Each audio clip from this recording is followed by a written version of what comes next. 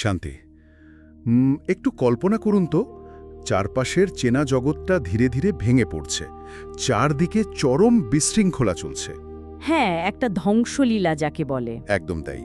আর ঠিক সেই মুহূর্তে, মানে সেই চরম বিশৃঙ্খলার মাঝখানে আপনার ভেতর কাজ করছে এক অকল্পনীয় অবিচল আনন্দ। সাধারণ দৃষ্টিতে শুনলে তো মনে হবে মানুষটা পাগল হয়ে গেছে। ঠিক, শুনতে হয়তো পুরো উন্মাদনা বা এক ধরনের মানসিক বিকার মনে হতে পারে, কিন্তু আজ আমরা যে বিশেষ আধ্যাত্মিক পাঠ, মানে যাকে মুরলি বলা হয়, সেটা নিয়ে যে গভীর আলোচনাটা শুরু করতে যাচ্ছি, তার অন্যতম মূল দাবিটাই কিন্তু এটা। হ্যাঁ, এই পাঠ বলছে ধ্বংসের ঠিক মাঝখানে দাঁড়িয়ে এই যে এক অদ্ভুত উৎসবের অনুভূতি, যাকে ফার্স্ট ক্লাস স্থিতি বলা হচ্ছে, সেটাই নাকি আত্মার চূড়ান্ত লক্ষ্য। আর আজকের এই আলোচনার লক্ষ্যটাই হলো এটা খুঁজে বের করা যে কিভাবে এই পতিত অবস্থা থেকে একটা নতুন পবিত্র অবস্থায় যাওয়া যায়। মানে এই রূপান্তরটা কিভাবে সম্ভব সেটা বোঝা। ঠিক। আর জানেন, এই মুরলির সবচেয়ে আকর্ষণীয় দিকটি হলো এটি শুধু কিছু নীতিবাক্য বা কি করতে হবে তার কোনো সাধারণ তালিকা ধরিয়ে দেয় না। মানে ডুজ অ্যান্ড ডোন্টস এর কোনো লিস্ট না। একদম না, বরং এটি খুব সুনির্দিষ্টভাবে মনস্তাত্ত্বিক কারণগুলো ব্যাখ্যা করে যে কেন আমাদের এই রূপান্তরটি প্রয়োজন। কেন প্রয়োজন? হ্যাঁ, মানে আমাদের দৈনন্দিন জাগতিক জীবনের বাইরে গিয়ে আত্মা আর পরমাত্মার সংযোগের যে একটা বৃহত্তর উদ্দেশ্য আছে, সেই মেকানিজমটা এই পাঠে খুব যৌক্তিকভাবে ফুটে উঠেছে। একটা বৈজ্ঞানিক ভিত্তি আছে বলতে চাইছেন? হ্যাঁ, এটি মূলত আমাদের দৃষ্টিভঙ্গির খোলস পাল্টানোর এক বিস্তারিত রূপরেখা। আচ্ছা, এই খোলস পাল্টানোর কথা যখন উঠলই, মুরুলিতে কিন্তু ঠিক এই রূপকটিই ব্যবহার করা হয়েছে। সাপের খোলস ছাড়ার বিষয়টা, তাই তো? হ্যাঁ, সেখানে একটা অদ্ভুত তাগিদ দেওয়া হয়েছে যে আমাদের হাতে আর একেবারেই সময় নেই। মানে বলা হয়েছে, সাপ যেমন তার পুরনো খোলস ছেড়ে নতুন রূপ নেয়, আত্মাকেও ঠিক তেমনি এই পুরনো নোংরা শরীর আর জাগতিক দুনিয়াকে ভুলে নতুন রূপ ধারণ করতে হবে। ঠিক। তো আমি যখন এই অংশটা পড়ছিলাম, আমার মনে একটা খটকা লেগেছে। মানে একটু ভেঙে বলা যাক বিষয়টা। মানুষের পক্ষে তার নিজের শরীর ও পার্থিব পরিচয়ের প্রতি এই যে তীব্র আকর্ষণ, যেটাকে দেহ অভিমান বলা হচ্ছে। হ্যাঁ, সেই দেহ অভিমান কি রাতারাতি ভাঙা আদৌ সম্ভব? মুরলিতে 108টি তালি দেওয়া কাপড়ের একটা অদ্ভুত দৃষ্টান্ত দেওয়া হয়েছে। আচ্ছা। প্রথমবার পড়ার পর আমার মনে হয়েছিল, এর মানে হয়তো আমরা ভিতর থেকে এতটাই ভেঙে পড়েছি যে আমাদের আত্মা টুকরো টুকরো হয়ে, মানে জোড়াতালি দিয়ে টিকে আছে। আপনার এই ভাবনাটা কিন্তু খুব স্বাভাবিক, কারণ বাহ্যিক দৃষ্টিতে তালি দেওয়া মানেই হলো কোনো কিছুর ভগ্নদশা বা পুরনো অবস্থা। হ্যাঁ, মানে ছেঁড়া কাপড়ে তালি দেওয়ার মতো আর কি। একদম। কিন্তু মুরলি এখানে যে মানসিক রূপান্তরের কথা বলছে, সেখানে এই 108টি তালি দেওয়া কাপড়টি মূলত আমাদের অসংখ্য জাগতিক আসক্তি আর আরোপিত পরিচয়ের প্রতীক। আরোপিত পরিচয় বলতে? মানে ধরুন, জন্ম জন্মান্তর ধরে আমরা নিজেদের পরিচয় তৈরি করেছি। আমি অমুকের সন্তান, আমি এই পেশায় আছি, আমি এই দেশের নাগরিক। আমাদের সোশ্যাল আইডেন্টিটিগুলো। হ্যাঁ, এর প্রতিটি পরিচয় হলো ওই মূল কাপড়ের ওপর লাগানো এক একটি তালি। যখন একটা কাপড়ে 108টা বা অসংখ্য তালি পড়ে যায়, তখন কিন্তু মূল কাপড়টার আর কোনো অস্তিত্বই বাইরে থেকে দেখা যায় না। ঠিক ধরেছেন, পুরোটাই জোড়াতালি মনে হয়। আমাদের পার্থিব পরিচয়গুলো ঠিক সেরকমভাবে আমাদের আত্মার আসল পরিচয়কে ঢেকে রেখেছে। তার মানে আমরা যেটাকে আমাদের আসল আমি বলে ভাবছি, সেটা আসলে শুধুই কতকগুলো তালির সমষ্টি। হ্যাঁ, এক অর্থে তাই। কিন্তু এই তালিগুলো বা এই খোলসটা ছাড়তে গেলে তো মানুষের অস্তিত্বের সংকট বা মানে প্রচণ্ড ভয় তৈরি হওয়ার কথা। আমরা আমাদের পরিচিত সবকিছু এক মুহূর্তে ছেড়ে দেব, এটা তো রীতিমতো ভীতিকর একটা ধারণা। ভীতিকর তখনই মনে হয় যখন আমরা ধরে নিই যে খোলসটাই আমাদের আসল শরীর। আচ্ছা, সাপের খোলস ছাড়ার প্রক্রিয়ার দিকে যদি আমরা একটু খেয়াল করি, সাপ কিন্তু খোলস ছাড়ার সময় কোনো যন্ত্রণায় ভোগে না বা ভয় পায় না। তাই নাকি? আমি তো ভাবতাম ওটা বেশ কষ্টকর। ও পরিচয়গুলো কেবল একটি সাময়িক আবরণ মাত্র। এই গভীর বোধটা যখন জাগে, তখনই দেহ অভিমান ভাঙা শুরু হয়। যাকে মুরলিতে দেহি অভিমানী হওয়া বলছে। ঠিক, এটি কোনো বাহ্যিক সন্ন্যাস বা সংসার ছেড়ে পাহাড়ে চলে যাওয়া নয়। মানে গেরুয়া কাপড় পরার দরকার নেই। না না, এটি হলো নিজের ভেতরের মূল কাপড়টাকে বা আত্মাকে সেই তালিগুলোর নিচে থেকে পুনরায় আবিষ্কার করা। দারুণ একটা ব্যাপার। আচ্ছা, এই বিষয়টা তো পরিষ্কার হলো, কিন্তু যদি আমরা আমাদের এই আরোপিত পরিচয়ের খোলসটা সত্যিই ছেড়ে ফেলতে পারি, তাহলে যে ভৌত পৃথিবীটাকে আমরা পেছনে ফেলে যাচ্ছি তার পরিণতি কি হবে? হ্যাঁ, দুনিয়ার ভবিষ্যৎ নিয়ে মুরলিতে খুব স্পষ্ট কথা বলা হয়েছে। এখানেই আসলে বিষয়টা সবচেয়ে ইন্টারেস্টিং হয়ে ওঠে, কারণ মুরলিতে একটা অত্যন্ত শক্তিশালী আর সত্যি বলতে একটু ধাঁধায় ফেলার মতো লাইন আছে। কারো পৌষ মাস, কারো সর্বনাশ, এই লাইনটার কথা বলছেন তো? একদম, যার অর্থ দাঁড়ায় একজনের জন্য যা চরম ধ্বংস, অন্যজনের জন্য তা ফসল তোলার উৎসব। চারপাশের মানুষ যখন কষ্ট পাচ্ছে, দুনিয়া যখন ধ্বংসের মুখে, তখন একজন মানুষ কিভাবে অসীম খুশিতে থাকতে পারে? হ্যাঁ, মানে কিভাবে ফার্স্ট ক্লাস স্থিতিতে থাকতে পারে। এটা কি একটু নির্দয় বা অসংবেদনশীল মনে হচ্ছে না? সাধারণ মানবিক দৃষ্টিকোণ থেকে দেখলে একে নির্দয় মনে হওয়াই স্বাভাবিক, কিন্তু মুরলি এখানে সম্পূর্ণ ভিন্ন একটি বৃহত্তর সময়ের চক্রের কথা বলছে। বৃহত্তর সময়ের চক্র? হ্যাঁ, সাধারণ মানুষের চোখে যা সর্বনাশ বা অন্তিম প্রলয়, মুরলির গভীর আধ্যাত্মিক দৃষ্টিতে তা হল পুরনো ভ্রষ্টাচারী দুনিয়া থেকে নতুন আর পবিত্র দুনিয়ায় প্রবেশের একমাত্র দরজা। মানে এটা একটা ট্রানজিশন পিরিয়ড। ঠিক, এটাকে একটা জরাজীর্ণ ভগ্নপ্রায় বাড়ির সাথে তুলনা করা যেতে পারে, যে বাড়িটি যে কোনো সময় ভেঙে পড়ে ভেতরের মানুষদের প্রাণ কেড়ে নিতে পারে। আচ্ছা, সেই বাড়িটিকে যখন ভেঙে ফেলা হয়, তখন সাধারণ পথচারীর মনে হতে পারে যে ওরে বাবা, একটা ধ্বংসলীলা চলছে। কিন্তু যিনি কন্ট্রাক্টর বা যিনি জানেন যে ওখানে কি হতে যাচ্ছে, একদম, যিনি জানেন যে এই ভাঙা জায়গাতেই একটি অত্যাধুনিক এবং সুরক্ষিত প্রাসাদ তৈরি হতে যাচ্ছে, তার কাছে ওই ভাঙার প্রক্রিয়াটি কোনো ট্র্যাজেডি নয়। তার মানে এই ধ্বংসটা আসলে নতুন সৃষ্টির একটা পূর্ব শর্ত মাত্র। ঠিক তাই।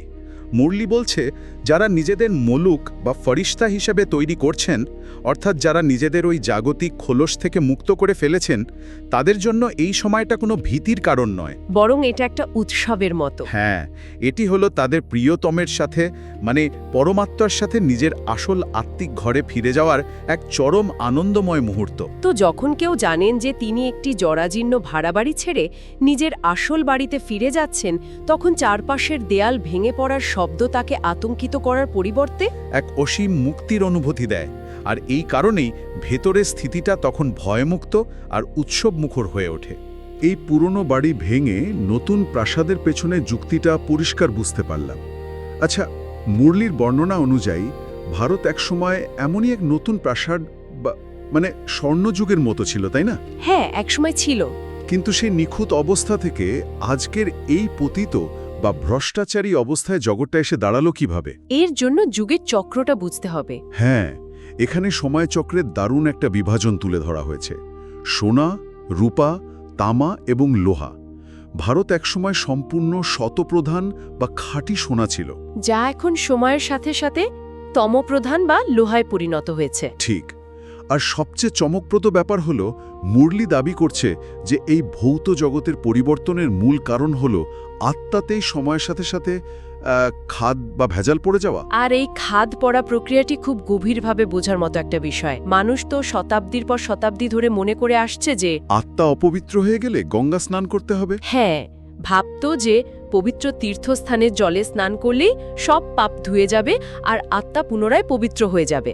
কিন্তু মুরলি তো এই চিরাচরিত ধারণাকে পুরোপুরি প্রশ্নবিদ্ধ করেছে। অত্যন্ত যৌক্তিকভাবে করেছে, কারণ আত্মার খাদ বা ভেজাল তো কোনো ভৌত ধুলোবালি নয় যে তা জল দিয়ে ধোয়া সম্ভব। হ্যাঁ, সাবান দিয়ে তো আর আত্মাকে ঘষে পরিষ্কার করা যাবে না। একদমই না। এটি হলো মানসিক এবং অতীন্দ্রিয় দূষণ। কাম, ক্রোধ, লোভ বা অহংকারের মতো বিষয়গুলো আত্মার আদি এবং শুদ্ধ স্বভাবের উপর স্তরে স্তরে জমে এই খাদ তৈরি করে, মানে একটা আস্তরণ তৈরি করে। হ্যাঁ, জল কেবল ভৌত শরীর নামক পাত্রটিকে পরিষ্কার করতে পারে, কিন্তু ভেতরের আত্মিক ভেজাল দূর করার জন্য একটি সম্পূর্ণ ভিন্ন ধরনের প্রক্রিয়ার প্রয়োজন। তাহলে সেই প্রক্রিয়াটি ঠিক কি?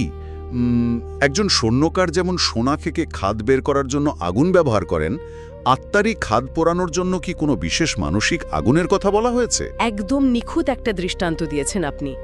আত্মিক এই তমপ্রধান বা লোহার মতো ভারী অবস্থা থেকে পুনরায় শতপ্রধান বা খাঁটি সোনায় ফিরে যাওয়ার একমাত্র উপায় হিসেবে মুরলিতে জ্ঞানের স্নান এবং স্মরণের স্নানের কথা বলা হয়েছে।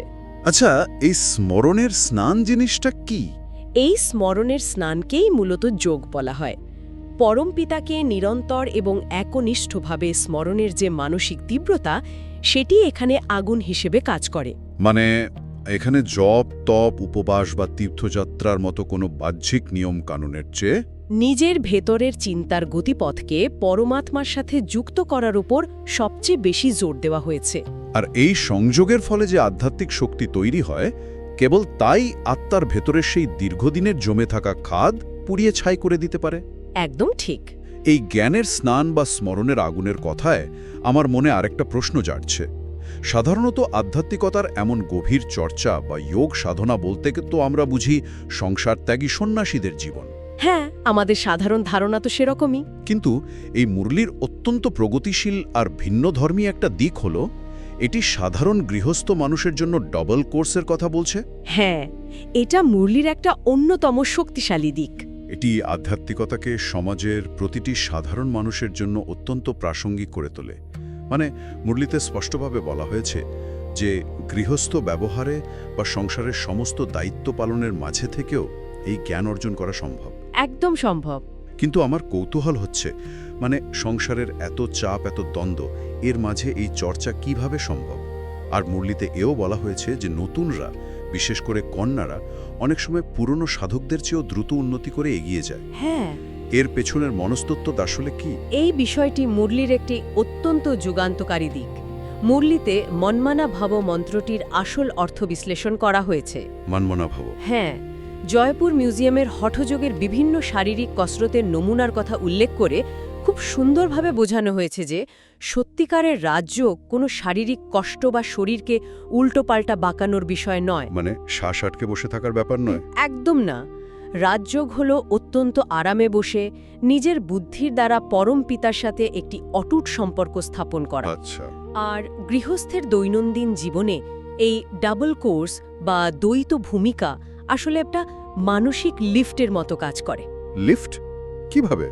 মানে সংসারের বিভিন্ন ঘাত প্রতিঘাত বা সম্পর্কের জটিলতাগুলো থেকে পালিয়ে না গিয়ে সেগুলোর মাঝখানে দাঁড়িয়ে নিজের মানসিক স্থিতিকে শান্ত রাখার যে অনুশীলন, তা আত্মার সহনশীলতাকে বহুগুণ বাড়িয়ে দেয়।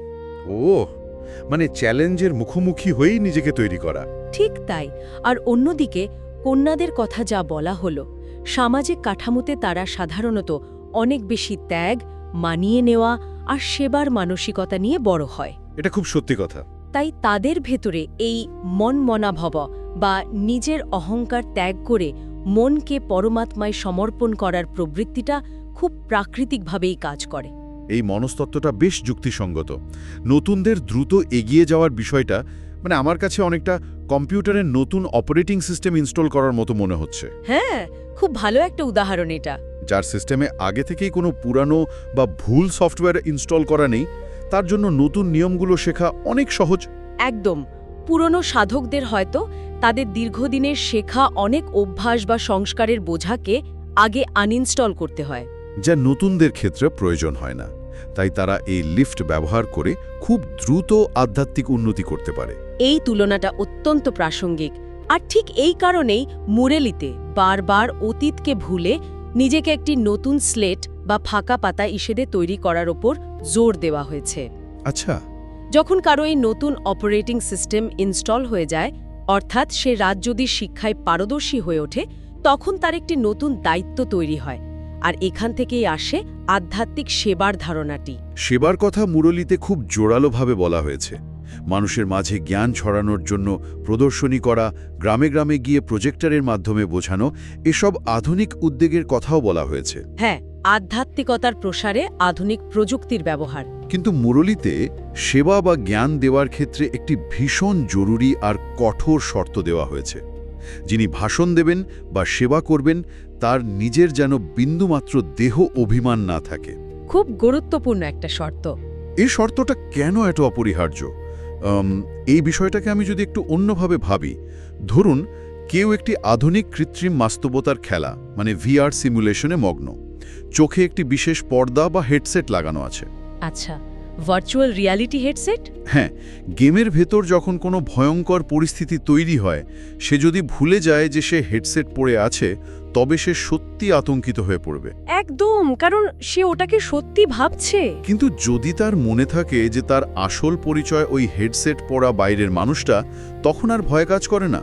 তো মুরলিতে যে তৃতীয় নেত্র খোলার কথা বলা হয়েছে, সেটা কি এই হেডসেট পরা থাকার কথা মনে পড়ার মতোই কিছু? চমৎকার। মানে যিনি এই জ্ঞান দিচ্ছেন, তার নিজের যদি এই বোধটা না থাকে, তবে সে তো অন্য আতঙ্কিত খেলোয়াড়দের ভুল পথ দেখাবে, তাই না? আপনার এই কৃত্রিম বাস্তবতার হেডসেটের দৃষ্টান্তটি এই ধারণার মূল সুরটিকে একেবারে নিখুঁতভাবে ধরেছে। আধ্যাত্মিক সেবার মূল উদ্দেশ্য কাউকে শুধু কিছু তথ্য বা বইয়ের জ্ঞান দেওয়া নয়। তাহলে আসল উদ্দেশ্যটা কি?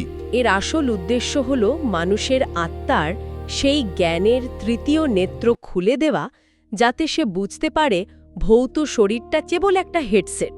মানে জাস্ট একটা ডিভাইস। হ্যাঁ, এখন যিনি নিধেই সেই হেডসেটের ভেতরের জগৎটাকে চরম সত্য বলে বিশ্বাস করে দেহ অভিমানে আটকে আছেন, তিনি অন্যের আত্মিক চোখ কিভাবে খুলবেন? একদমই খুলতে পারবেন না। মুরলি বলছে, যার এই তৃতীয় নেত্র খুলে যায়, তিনি খুব পরিষ্কারভাবে বুঝতে পারেন যে তিনি এই শরীরের মাধ্যমে কেবল কর্ম করছেন।